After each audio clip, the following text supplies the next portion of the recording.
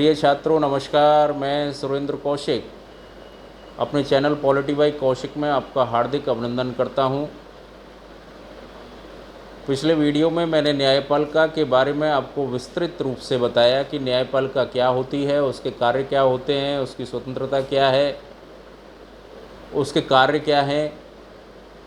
न्यायपालिका से संबंधित एक कंसेप्ट है जिसे सामान्यतः सभी पेपर में पूछा जाता है, वह है न्यायिक पुनरावलोकन क्या है, जिसे इंग्लिश में जुडिशियल रिव्यू कहते हैं, हिंदी में न्यायिक पुनर्वलोकन भी कहते हैं। इसके बारे में आज हम थोड़ी सी चर्चा करेंगे। इसको मैं अलग से वीडियो बनाकर इसलिए चर्चा कर रहा हूँ कि यह एक महत्वपूर्ण विषय है और इस पर सामान्यतः प्रश्न हर परीक्षा में पूछे जाते हैं। जैसा कि आपको पता है कि न्यायपालिका देश के लिए एक महत्वपूर्ण सरकारी अंग है। न्यायपालिका के बिना किसी भी राज्य की कल्पना नहीं की जा सकती है।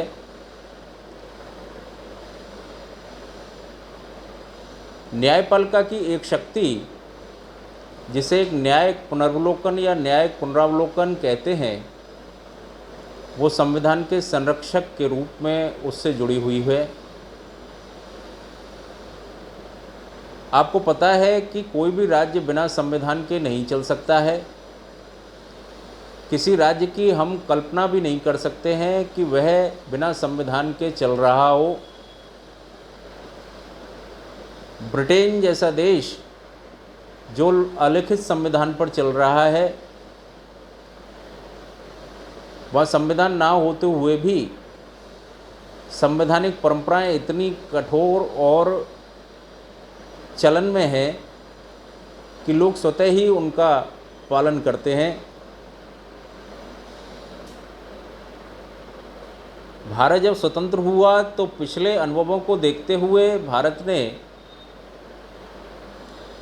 संविधान को कठोर और लचीले का समन्वय बनाया और लिखित संविधान बनाया। विश्व का सबसे बड़ा लिखित संविधान है भारत का।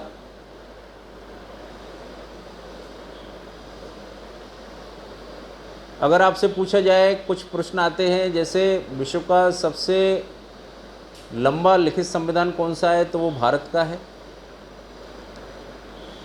अलिखित संविधान किसका है, तो वो ब्रिटेन का है। भारतीय संविधान में न्यायपालिका को जो शक्तियां संविधान द्वारा प्रदान की गई हैं,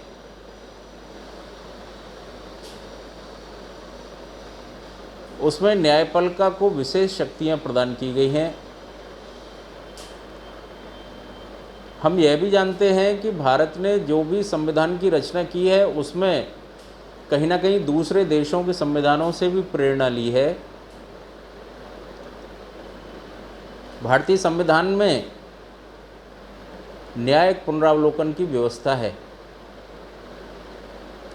जैसा कि मैं आपको बता रहा था कि किसी भी देश के लिए एक संविधान की आवश्यकता होती है, चाहे वो लिखित हो या अलिखित हो। संविधान से ही सरकार की सभी शक्तियां संचालित होती हैं। सरकार के सभी अंग संविधान से ही शक्तियां ग्रहण करते हैं और संविधान की रक्षा की जाए, संविधान का अतिक्रमण ना की जाए, इस बात का ध्यान रखने के लिए सर्वोच्च न्यायालय या न्यायपालिका को एक विशेष शक्ति दी गई है, जिसे न्यायिक पुनरावलोकन कहते हैं। इस शक्ति के माध्यम से संविधान के रक्षक के रूप में न्यायपालिका कार्य करती है।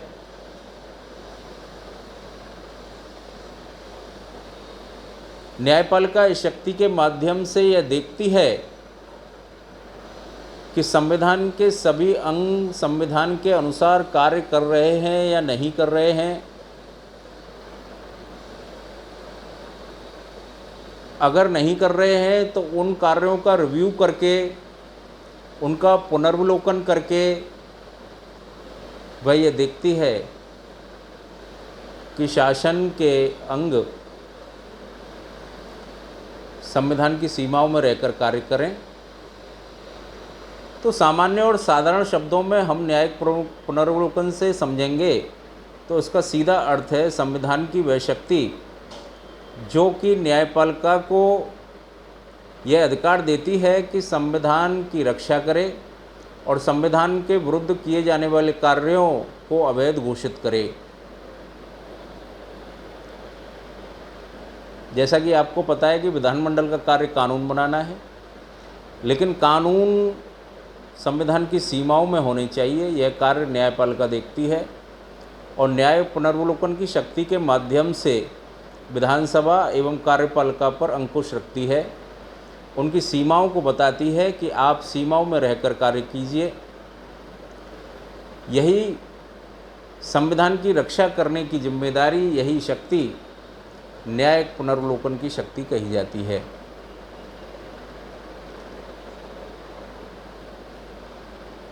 भारतीय संविधान में कहीं पर भी स्पष्ट रूप से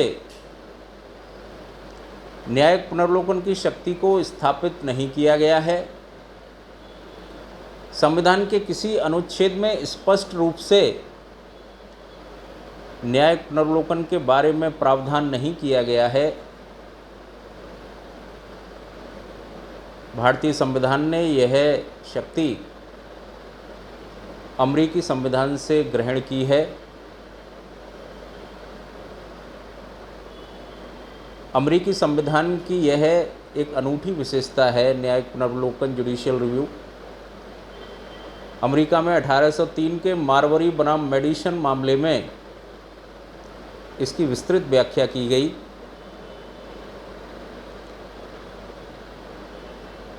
और भारत ने संविधान की रक्षा के लिए अमेरिका से इस शक्ति को ग्रहण किया है,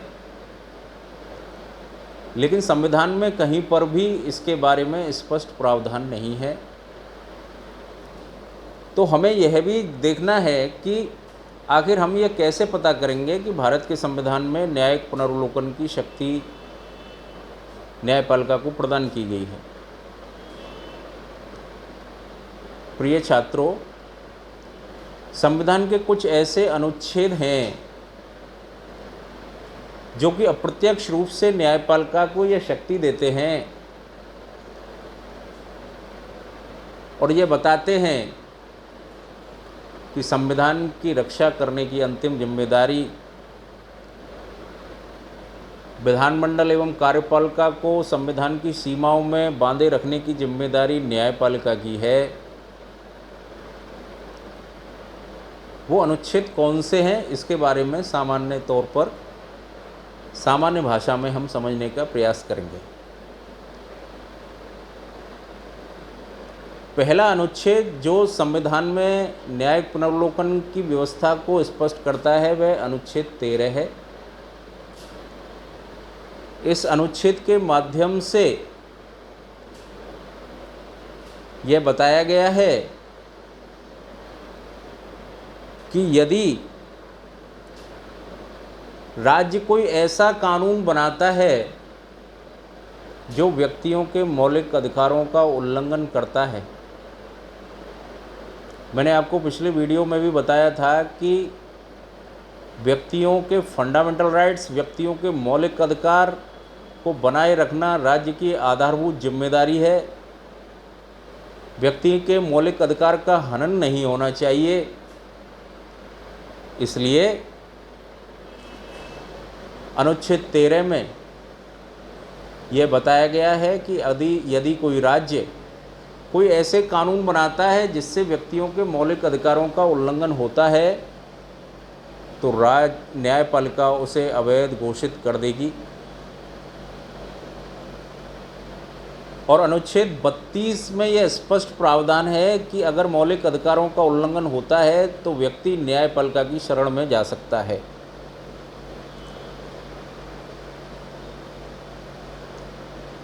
यानी मौलिक अधिकार जो भी व्यक्ति को प्रदान किए गए हैं उसमें अनुच्छेद 32 सबसे महत्वपूर्ण मौलिक अधिकार है। आर्टिकल 32 सबसे मौलिक अधिकार है, सबसे इम्पोर्टेंट मौलिक अधिकार है। आपको स्वतंत्रता का अधिकार दिया गया है, आपको समानता का अधिकार दिया गया है, आपको धार्मिक स्वतंत्रता का अधिकार दिया गया है, आपको शोषण के विरुद्ध अधिकार दिया गया है। इन मौलिक अधिकारों को हम आगे पढ़ेंगे, लेकिन मौलिक अधिकार सभी निरर्थक हैं अगर अनुच्छेद 32 उसमें ना हो। यानी अनुच्छेद 32 के द्वारा मौलिक अधिकारों के हनन होने पर व्यक्ति न्यायपालिका की शरण में जा सकता है, और जो विधान या कार्य मौलिक अधिकारों के विरुद्ध किया गया है उसको अवैध घोषित करवा सकता है, या न्यायपालिका को रिव्यू करने की शक्ति है।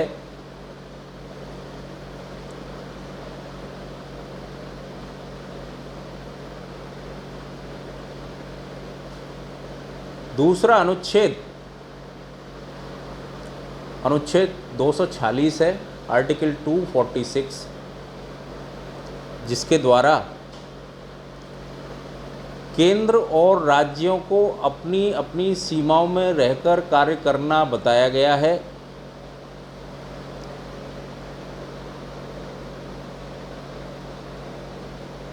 यानी जैसा हम जानते हैं कि भारत में संघीय शासन व्यवस्था है,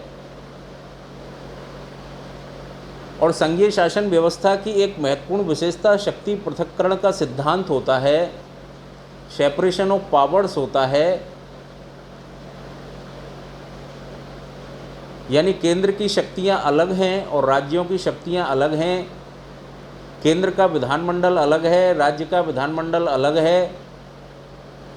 केंद्रीय विधानमंडल है वो केंद्रीय शक्तियों के द्वारा कानून बनाएगा अपनी सीमाओं में रहकर, जो उसको शक्तियां प्राप्त हैं। राज्य का विधानमंडल अपनी सीमाओं में रहकर कार्य करेगा, जो उसको राज्य की शक्तियां प्राप्त हैं।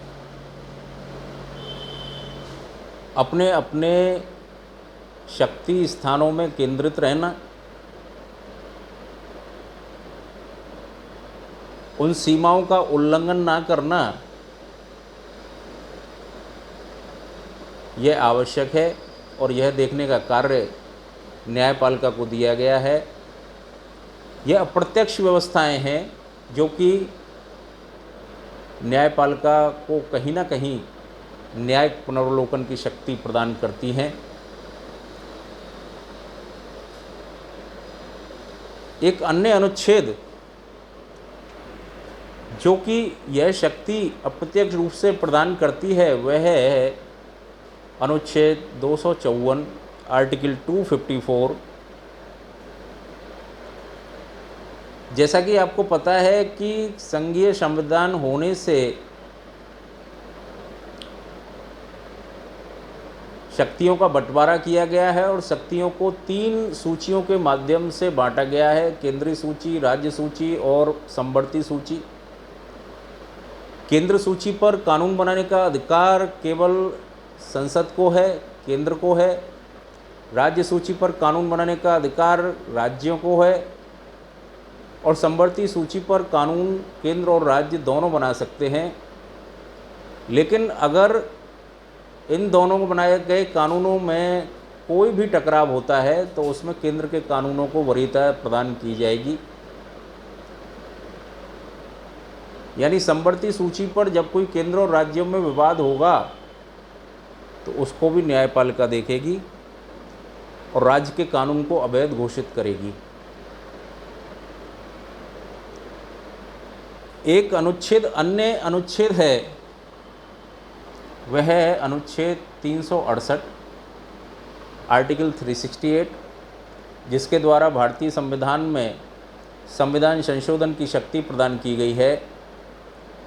यानी हमारा संविधान परिवर्तनशील हो, समय की परिस्थितियों के अनुसार अपने को ढाल सके, इसलिए संविधान में संशोधन भी होने आवश्यक हैं। समय समय पर संशोधन करना संसद का कार्य है। लेकिन संशोधन इतने बृहद रूप से नहीं होना चाहिए कि वे संविधान के ढांचे को ही हिला दें, उसकी आधारभूत आत्मा को ही हिला दें।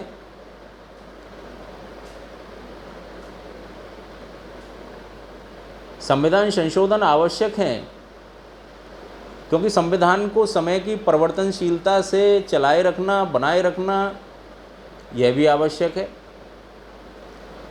संविधान वर्तमान की कसौटी पर खरा उतरता रहे, संविधान तार्किक बना रहे, संविधान पुराना ना हो जाए, संविधान भविष्य के लिए तैयार रहे, इसके लिए संविधान में संशोधन होते रहने आवश्यक हैं। अनुच्छेद 368 संविधान में संशोधन की व्यवस्था करता है, जिसमें कुछ संशोधन तो संसद कर सकती है, लेकिन कुछ संशोधनों में राज्यों की सहमति लेना भी आवश्यक है। अगर संसद ऐसा नहीं करती है, राज्यों की उपेक्षा करती है,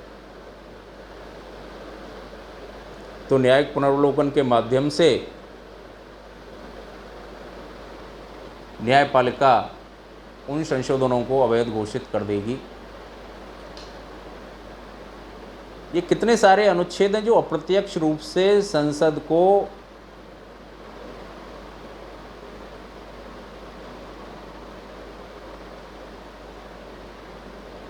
न्यायपालिका को पुनरावलोकन की शक्ति प्रदान कर रहे हैं। कितने संशोधन हैं, कितने ऐसे संशोधन हुए जिनको न्यायपालिका ने अवैध घोषित किया, ताकि संविधान की मूल भावना बनी रहे, संविधान का मूल ढांचा बना रहे। एक अनुच्छेद 132 है, आर्टिकल 132, यह भी न्यायपालिका को पुनरावलोकन की शक्ति प्रदान करता है, रिव्यू की शक्ति प्रदान करता है। यह अनुच्छेद बताता है कि यदि न्यायपालिका को लगे कि किसी भी मामले में संविधान से जुड़ा हुआ प्रश्न अंतर्निहित है, जिसमें संविधान की व्याख्या करना आवश्यक है, तो ऐसे मामले को वह अपने पास मंगाकर रिव्यू कर सकती है। अनुच्छेद 132 न्यायपालिका को, भारत की न्यायपालिका को ये विशेष शक्ति प्रदान करती है कि वह इस ओर ध्यान देखे।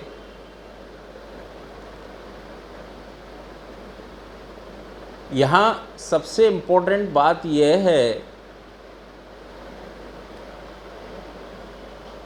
कि न्यायपालिका इन अनुच्छेदों के माध्यम से अप्रत्यक्ष रूप से जुडिशियल पावर को ग्रहण करती है और संविधान की रक्षा करती है, फंडामेंटल राइट्स की रक्षा करती है, संविधान की रक्षक के रूप में कार्य करती है। उसे गार्जियन ऑफ कॉन्स्टिट्यूशन कहते हैं।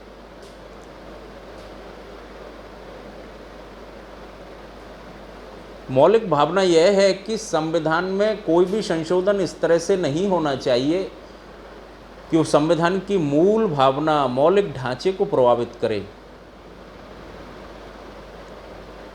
अगर संविधान का मौलिक ढांचा ही प्रभावित हो जाएगा, बेसिक स्ट्रक्चर ही प्रभावित हो जाएगा,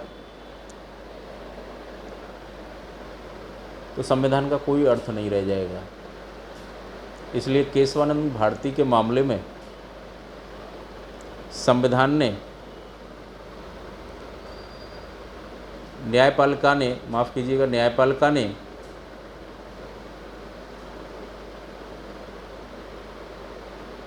यह निर्णय दिया कि संविधान के मौलिक ढांचे को बनाए रखना बेहद आवश्यक है। संविधान का बुनियादी ढांचा अगर हिल गया तो ना तो व्यक्तियों की स्वतंत्रता रह पाएगी, ना संविधान जीवित रह पाएगा। इसलिए संविधान की रक्षा करने की जिम्मेदारी भी न्यायपालिका की है। हम यहाँ एक इम्पोर्टेंट बात और समझने की कोशिश करेंगे कि भारत का जो संविधान है वो विधि द्वारा स्थापित प्रक्रिया पर चलता है, इस्टेब्लिश्ड बाय लॉ। यानी यह याद रखना न्यायपालिका को बेहद आवश्यक है कि जब तक किसी लिखित कानून का उल्लंघन नहीं किया गया हो तब तक वह उसको अवैध घोषित नहीं कर सकती। अनुमान के आधार पर नहीं, जब तक कि वायलेशन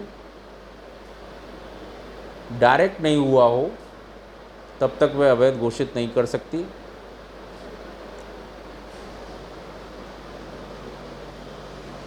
तो इस वीडियो के माध्यम से मैंने आज सामान्य भाषा में आपको जुडिशियल रिव्यू के बारे में बताया।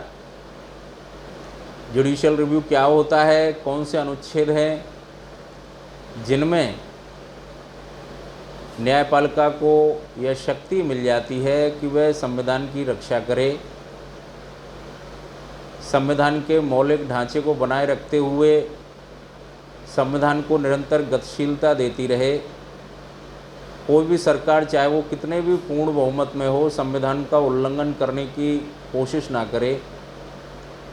कोई भी संशोधन हो वो संविधान का अतिक्रमण ना करे।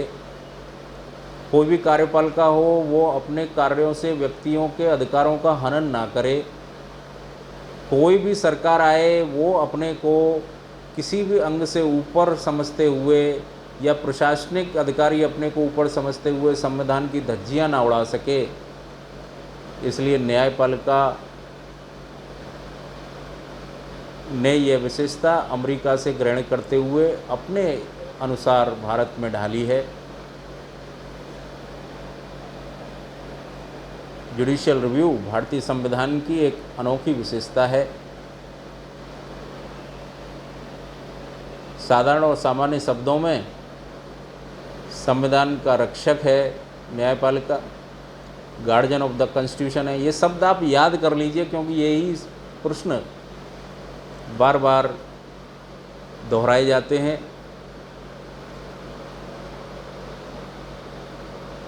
तो छात्रों, मुझे लगता है कि आपको साधारण जानकारी मैं देने में सफल रहा हूं और न्यायिक पुनर्वलोकन को आप सामान्य तौर पर समझ पाए होंगे। आपका बहुत बहुत धन्यवाद।